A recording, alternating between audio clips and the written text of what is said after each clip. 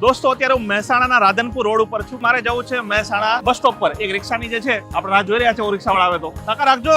કાકા રિક્ષા તો નવી લાગે છે. રિક્ષા નવી તો નથી, પણ આ બજાજની આરીમાં એન્જિનનું નવું ઓપ્શન આવે. તો કાકા ફરક શું છે? ફરકમાં એન્જિન વધુ શક્તિશાળી છે અને પિકઅપ પણ પહેલા કરતા સારું.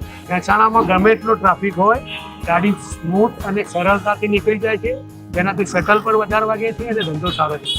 અને બીજી વિશેષતા એ છે કે ટ્રાફિકમાં ગાડી થોડી વાર ઊભી રહે તો ઓટોમેટિક બંધ થઈ જાય છે. જ્યારે ટ્રાફિક ખુલે છે ત્યારે ક્લચ દબાવવાથી ગાડી તરત સ્ટાર્ટ થઈ જાય છે, જેનાથી સીએનજીની બચત થાય છે. પહેલા નીચે હાથમાં રિવર્સ અહીં આવતો હતો, હવે કંપનીએ અહીંયા આપી દીધો છે, જેથી કરી ટ્રાફિકમાં સરળતા રહે છે.